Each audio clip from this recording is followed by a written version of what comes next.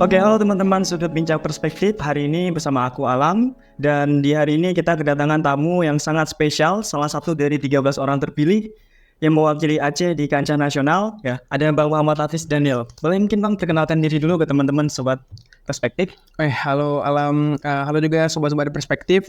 Kenalin, nama aku Muhammad Hafiz Daniel. Aku saat ini merupakan Dewan Perwakilan Remaja daerah pemilihan Aceh. Oke, dari berarti Dewan Perwakilan Remaja ya Bang? Betul, Remaja. DPR Remaja. Mungkin boleh nih Bang dijelasin secara singkat dulu mungkin biar teman-teman juga tahu nih apa sih DPR Remaja ini. Jadi simpelnya Dewan Perwakilan Remaja ini merupakan sebuah gerakan yang diinisiasikan sama Center for Initiative Development Center for Indonesia Strategic Development Initiative atau CISD. Jadi basicnya CISD merupakan NGO yang berbasis di Jakarta dan dia ingin membuat semacam kegiatan untuk remaja untuk melakukan partisipasi bermakna. Nah, partisipasi bermaknanya ini dalam mengadvokasikan dan mengkampanyekan soal isu pengendalian tembakau. Itu simpelnya. Berarti CISD ini membuat sebuah program yang namanya DPR Remaja yang dia ingin mengkampanyekan ke seluruh mungkin masyarakat Indonesia yang mungkin tujuan utamanya tuh siapa tuh Bang? Jadi untuk saat ini tuh kami fokusnya multidimensi ya. Ke remaja, ke perokok pemula, dan juga ke seluruh lapisan masyarakat gitu. Ya semua lah. Yang penting kayak kampanye itu tersampaikan atau enggaknya tersampaikan. Betul. Nah, berarti CISD ini udah DPR Remaja ini udah di tahun berapa nih Bang? Untuk tahun ini DPR Remaja ini nginjak tahun ketiga. Jadi ini merupakan tahun ketiga DPR Remaja yang biasa tuh bilang DPR Remaja 3.0 gitu. Berarti generasi ketiga ya. Generasi ketiga. Nah, mungkin dari tahun-tahun sebelumnya perbedaan di DPR Remaja tahun ini di generasi ketiga ini sama tahun kedua atau tahun pertama itu apa nih Bang? Jadi mungkin ada beberapa perbedaan ya, apalagi sama DPR Remaja tahun lalu, dan kebetulan Aceh juga ada DPR Remaja tahun lalu, namanya Bang Yuda. Jadi mungkin untuk perbedaannya sendiri itu lebih ke tema dulu ya. Jadi untuk tahun ini sendiri karena memang lagi momentum pilkada, jadi kami dari DPR Remaja ini dituntut untuk mendorong calon kepala daerah untuk kiranya aware sama isu pengendalian tembakau terkhusus daerah. Karena seperti kita ketahui kalau 80% kabupaten kota atau provinsi di Indonesia itu sebenarnya udah ada peraturan tentang rokok ini. Tapi nyatanya itu belum ditegakkan secara maksimal. Makanya kami tuh perlu mendorong calon-calon kepala daerah yang bakal terpilih nanti waktu pilkada untuk kiranya membuat dan memperhatikan nih isu ini agar kedepannya tuh bisa lebih ditegakkan. Dan mungkin perbedaan paling mencolok ya dari DPR Remaja tahun ini dan tahun sebelumnya, karena alhamdulillahnya di tahun ini, di tahun aku dan 12 teman-teman lainnya itu berhasil untuk masuk ke DPR RI. Jadi kami kemarin di bulan September lalu udah melakukan safari politik. Jadi itu kayak semacam kegiatan di BIMTEK, bimbingan teknis, untuk melakukan safari politik terkhusus di DPR RI, khususnya di Komisi 9 kemarin itu. Gitu sih mungkin yang perbedaannya. Walau belum kita bahas secara beneficial kan, tapi udah kelihatan benefit dari ikut DPR Remaja ini juga ya. Betul. Sebenarnya kayak misalkan kalau kita lihat di status quo atau kayak yang ada sekarang di Aceh ini gitu kan, sebenarnya korelasi mungkin kayak ada dengan kegiatan DPR Remaja ini cocok nggak sih untuk diterapkan di Aceh untuk kayak kita kampanyekan di Aceh? Tentunya cocok ya, karena kalau kita lihat dari Aceh sendiri, mungkin kalau kita bahas dari perspektif stigma masyarakat, kalau kita tanya nih ke orang luar Aceh, apa sih yang kalian tahu tentang Aceh? Mungkin ada beberapa yang bakal diingat nih. Yang pertama itu kopi, yang kedua itu tsunami, yang ketiga itu ganja. Oh iya. Jadi kayak ibaratnya ganja itu bahkan udah dinormalisasi kalau itu jadi identitas Aceh gitu. Padahal ya ganja itu kan dilarang, itu ilegal. Jadi maksudnya itu ganja aja yang di level narkoba aja itu kayak dianggap wajar gitu. Apalagi tembakau yang ibaratnya tuh rokok yang udah jadi kawan pelengkap kopi kalau kita dulu di warkop gitu kan. Jadi kalau menurut aku sendiri ya, Aceh ini salah satu daerah yang harusnya ditegakkan soal pengaturan KTR ini atau tentang rokok ini, karena banyak hal yang perlu kita benahi lah. Apalagi kalau kita lihat itu dari perspektif remaja yang akhirnya jatuh untuk merokok gitu. Bahkan ada anggapan di remaja-remaja sekarang gitu, mungkin bukan cuma yang ABG ya, mungkin anak-anak yang emang masih kecil lah hitungannya, itu bahwa anggap kalau misalkan ngerokok itu keren gitu. Nah ini tanggapan abang sendiri mungkin yang sedang mengkampanyekan untuk kayak permasalahan kayak orang stigmanya tuh kayak rokok tuh keren, kayak gimana nih? Ini relate ya sebenarnya, karena memang waktu aku kemarin turun advokasi untuk krisis di SMA Negeri 1, itu memang yang kami kampanyekan juga rokok itu nggak keren.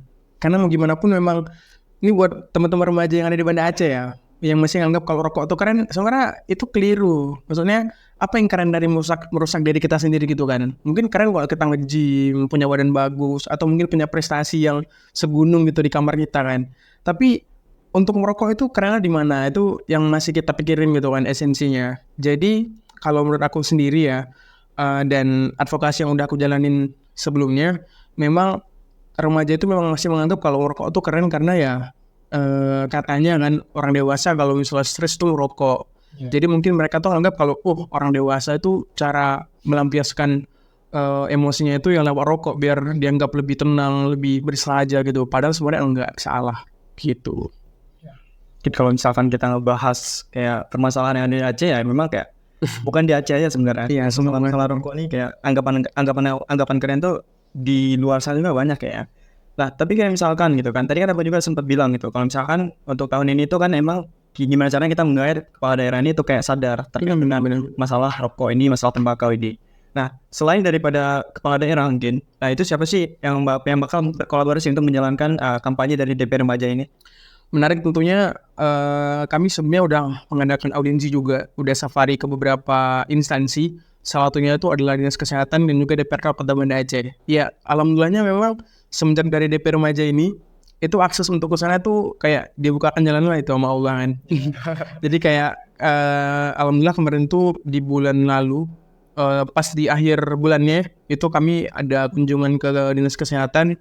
Kami di situ juga ngobrol-ngobrol sama kepala dinas sama kabitnya terkait tentang gimana sih penegakan KTR yang ada di Aceh, apakah memang udah sesuai, udah efektif. Ternyata mereka juga mengakui kalau belum.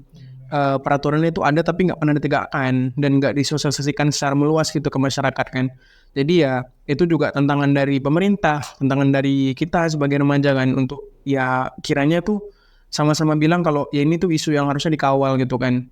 Terus juga waktu ke DPRK, alhamdulillahnya pimpinan DPRK itu menyambut dengan baik kedatangan kami, dan bahkan beliau juga sedikit banyaknya itu ngasih beberapa solusi lah dan rekomendasi kalau kedepannya kami tuh bakal dilibatkan untuk melakukan kegiatan pendampingan nih ke tiap kabupaten kota atau kampung yang ada di Banda Aceh.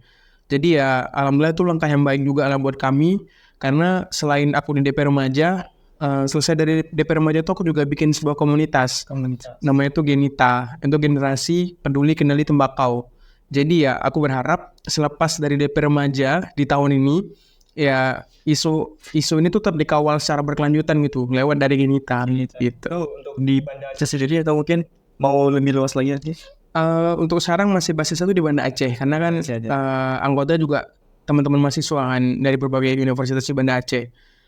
Tapi kalau ke depan mungkin kami dapat sokongan dana atau investor dari berbagai lapisan, ya boleh biar kami makin giat ke depan untuk bergeraknya. Yes. Betul banyak. Karena kan kalau misalkan kita bilang masalah rokok ataupun masalah tembakau ini bukan cuma pemerintah yang harus turun, atau bukan cuma orang-orang yang mungkin volunteer atau orang-orang yang memang ingin mengkampanyekan masalah rokok ini, tapi harus dari semua, itu harus ada kesadaran diri dari seluruh masyarakat. Jadi kalau mau cepat selesai ya itu.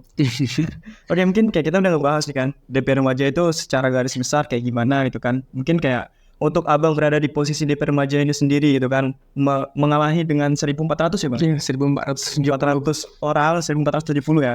Nah itu gimana tuh proses seleksinya sampai udah di titik ini? Jadi mungkin aku cerita dari awal dulu ya. Awal aku dapat info gimana. Jadi aku dapat info ini awalnya dari Bang Yuda juga, DP Remaja tahun lalu. Itu karena aku dapat, aku kayak baca-baca kan, ternyata ada program yang menarik kayak gini, dan awalnya aku juga kayak ini bisa nggak ya lolos, karena apa tuh programnya bang? DP Remaja ini. Maksudnya program DP Remaja. Program DP Remaja ini kayak program menarik gitu. Ini kira-kira apa ya gitu kan. Jadi aku coba stalking lah IG DP Remaja itu gimana, gini program-programnya. Sampai di akhir Juli itu ada pembukaan pendaftarannya. Jadi aku cobalah apply CV ku di situ, terus juga beberapa pengalaman dan waktu itu aku juga memberikan diri sebagai duta wisata kan. Jadi memang awalnya itu aku ingin membuat branding dan program tentang pariwisata untuk diterapkan agar wisata di Aceh itu kayak lebih ramah lah sama yang nggak merokok gitu. Jadi lebih bebas rokok gitu pariwisatanya. Dan di Agustus sudah mulai beberapa seleksi sampai akhirnya tuh pengumuman wawancara di kalau nggak salah tanggal 25 Agustus. Itu udah masuk kuliah ya? Iya, itu udah masuk kuliah tuh. Jadi di tanggal 2 September itu baru jadwal wawancara. Kira aku ikutlah situ wawancara dan di satu room itu aja kayak ada 6 orang mungkin yang background dari Aceh dan Sumut. Itu backgroundnya gila-gilaan tuh. Ada yang udah pengalaman jadi duta, bahkan ada yang pengalaman jadi volunteer di advokasi tentang tembakau ini. Jadi kan aku awalnya juga kayak, wih, insecure nih lawannya udah berpengalaman ini, kayak dia lolos nih. Tapi alhamdulillah kan qadarullah, akhirnya di tanggal berapa ya pengumuman? Di tanggal iya tanggal 2 nggak salah ya, September. Pokoknya September awal-awal tuh baru ada pengumuman dan ternyata tuh terpilih jadi 13 orang DP remaja dari 1.400 pendaftar. Tuh gila sih. Setelah itu dari seleksi wawancara, seleksi udah pengumuman nih. Habis itu apa lagi nih kegiatannya tuh Bang? Jadi kami di tanggal 11 September itu mulai namanya aku kegiatan Prabimtek, prabimbingan teknis. Jadi kami tuh dibekalin beberapa ilmu lah tentang tembakau ini sama ahli-ahli yang itu keren-keren kali lah, relasi dari CISTI juga kan. Salah satunya itu ya dari Ketua PKJS UI, Pusat Studi Kajian Sosial di UI. Kemudian juga iya ketuanya betul. Terus juga ada dari Dekan FEB UI. Dekan FEB UI itu aktif juga di isu ini. Jadi memang banyak lah relasi untuk ngasih tahu kalau isu tembakau ini juga bukan fokus di kesehatan aja, tapi juga ngaruh ke ekonomi. Dan itulah yang bikin kami juga menambah gitu wawasannya. Karena ternyata seberimpact ini loh isu tembakau, bukan cuma isu kesehatan aja ternyata. Itulah akhirnya mulai mendalamin selama 3 hari Prabimtek sampai akhirnya dikasih announcement pengumuman kalau di tanggal 22 September itu kita bakal melakukan bimbingan teknis di Bogor. Itu Di puncak atau di puncak, betul di puncak. Di Villa Nirangkara ini bukan endorse ya, ini gratis ya? tapi gratis ya.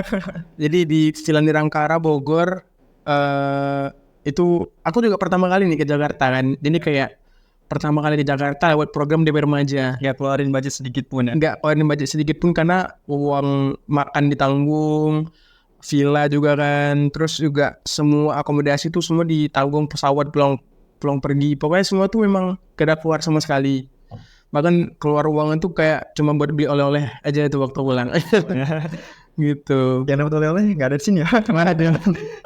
Nah berarti kayak untuk programnya sendiri itu kan tadi ada bimbingan teknis, terus kan sekarang udah menjalani di masa reses ya. Benar. Sejauh ini mungkin udah lakuin apa aja nih di reses ini?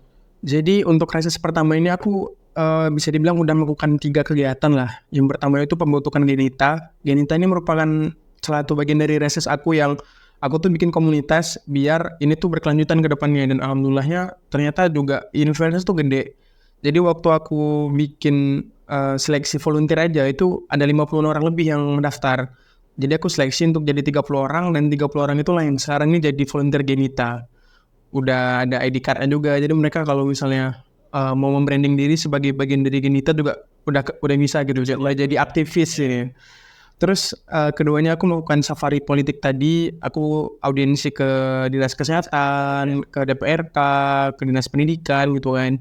Jadi ya diharapkan juga dengan aku melakukan audiensi ini bersama teman-teman Genita itu juga jadi benefit lah buat teman-teman Genita mengenal pemangku kepentingannya gitu. Dan kita juga bisa nyampaikan kan kayak kami tuh mau mengadvokasikan terkait isu-isu ini. Jadi mohon dari bapak-bapak pemangku kepentingan ya bisa aware lah dan bisa memberikan solusi untuk rakyatnya gitu. Dan boleh lanjut. Dan yang paling baru kemarin baru sosialisasi talk show di SMA Negeri 1 Banda Aceh. Sosialisasi talk show. Berarti untuk resesnya sendiri itu mungkin masih ada jangka waktunya atau mungkin yang masih bisa dilakukan untuk program-program dari HP sendiri di DP Remaja ini atau mungkin udah mau habis nih?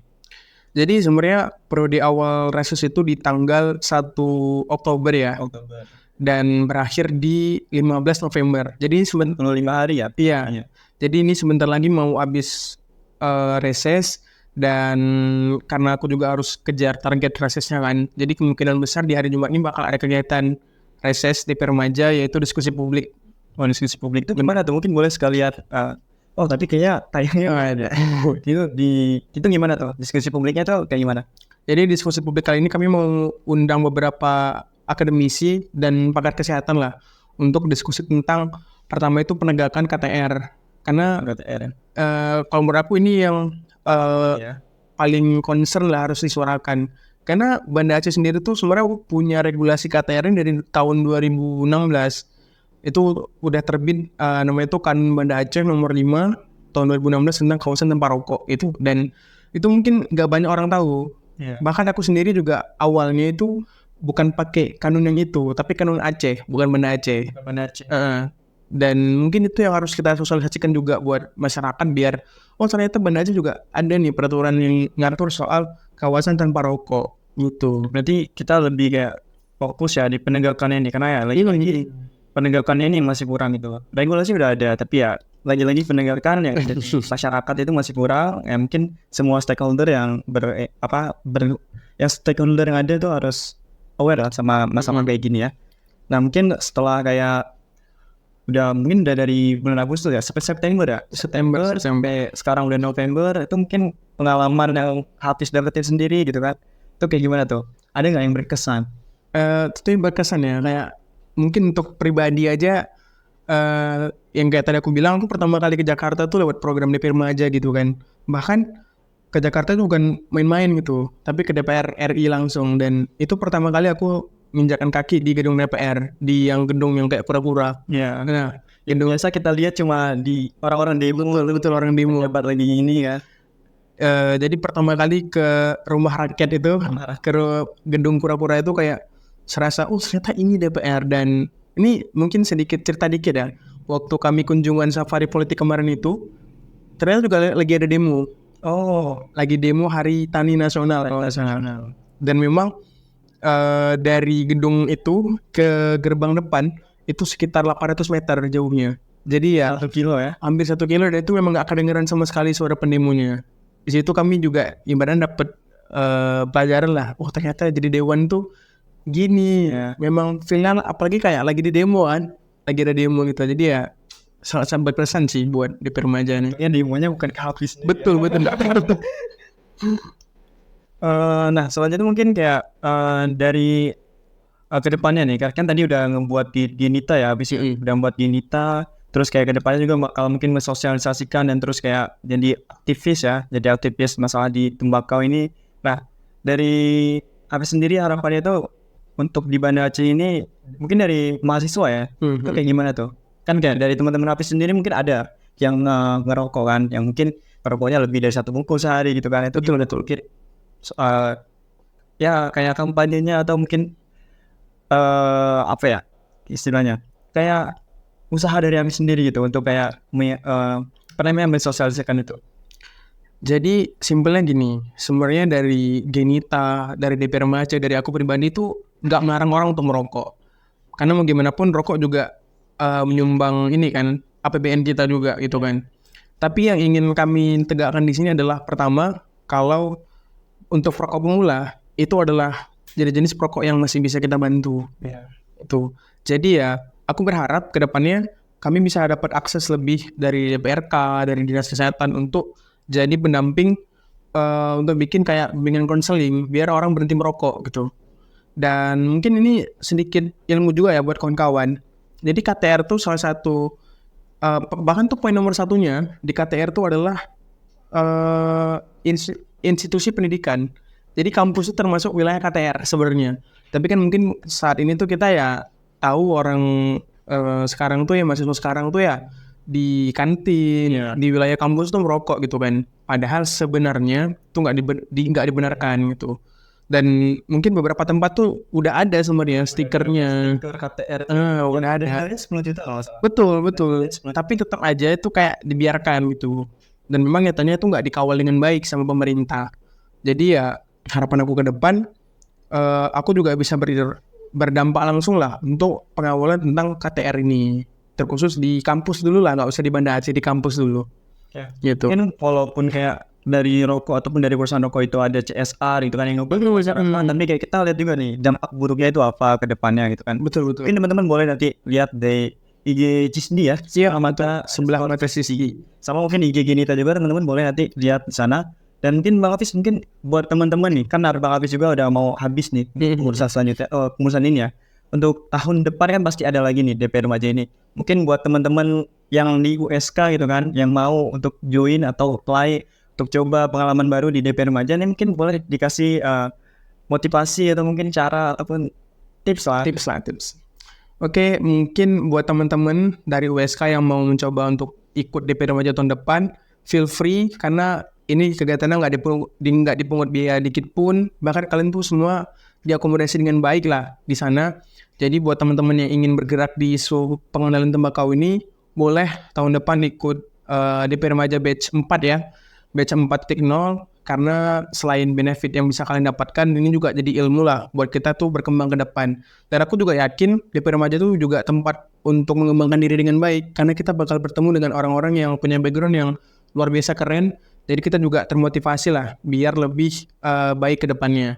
Dan aku juga berharap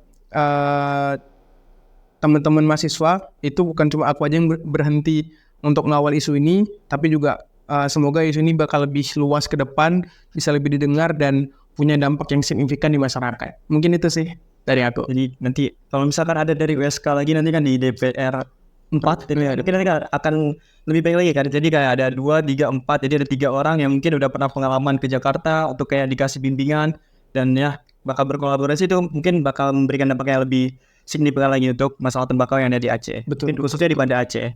Mungkin untuk diskusi kita hari ini terkait dengan DP Remaja mungkin itu aja teman-teman ya. Mungkin kalau misalkan teman-teman masih bingung, teman-teman mungkin boleh nih ke kontak Bang Hafiz dan di IG ya Bang ya. Ya di IG boleh di @hafiz_madn, bisa cek di situ. Aku juga sering ngepost soal DP Remaja dan pengelolaan tembakau. Betul. Nah, jadi misalkan emang teman-teman kayak mau tahu lagi tips and triknya gitu kan, pengalaman Bang Hafiz mengikuti rangkaian seleksinya tadi, nah itu mungkin langsung aja ke Bang Hafiz ya. Mungkin untuk podcast hari ini, podcast minggu ini aja teman-teman. Dan ya, terima kasih atas atensinya. Wassalamualaikum warahmatullahi wabarakatuh.